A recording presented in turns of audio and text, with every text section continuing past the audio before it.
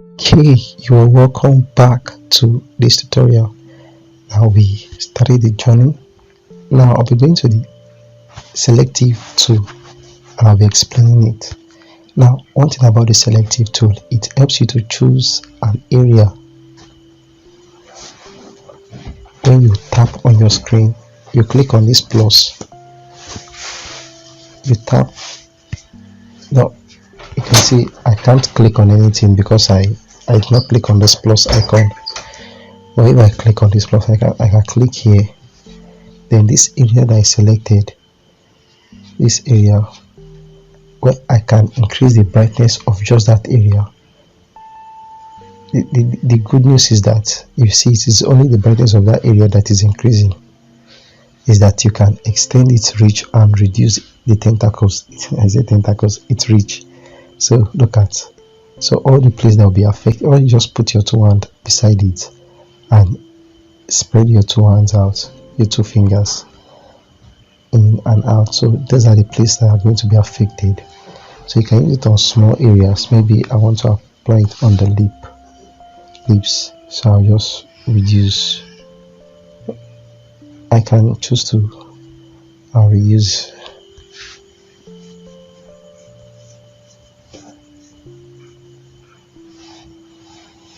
Or the eyes, let's just move it to the eyes.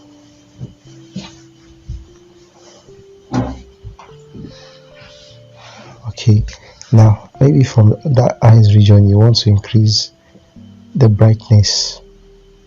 You increase the brightness, you can just use your hand, just slide. You can see that I'm sliding.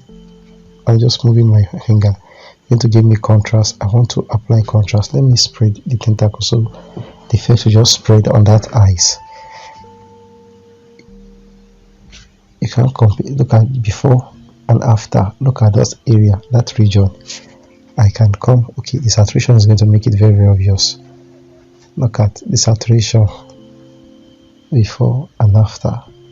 So then the structure, we're going to bring out those details out before and after. So that's, you can use it on some. Maybe let me use it on let me see if I can get one of these my food I downloaded. Okay, let's just see. You can use it on small range areas, pictures.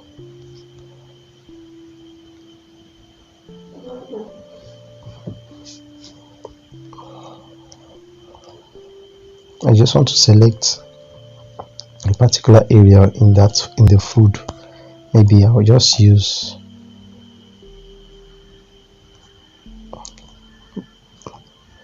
but if I can't get it, I should definitely be able to get it, but it's very, very far from where I'm having my element. But I will just have to, I want to go further. Let me just pick this particular one and apply it selective. Just come to this particular lady and I'll just reduce that. I just want to limit the brightness to a side. So when I increase the brightness in just small the range of areas, right, increase the saturation is going to make it obvious. So you see structure is going to make that area come up. So you can add, you can select other areas. You just click on this one. So this one, if you want to work on this, you just come and tick on it. See, I can come reset, undo. I can copy the effect. So I'll just click on it and paste the effect. This effect I copied from here and paste it there. Just click on it. See, this is for paste. Now I can delete this. I can come here, click on it. So it's giving me, I can cut it. You can just click on this and paste. It just has cut, copy and paste, but you're not seeing it's leaving this first place. That's one thing about cut. It's just like you're moving it. Alright, so you click on it, copy the effect, you delete this or you reset it. to its original size. So when I click on this one, I want to work on it. Okay, let me just look at one image that I just move it. So the good thing is that you can move here.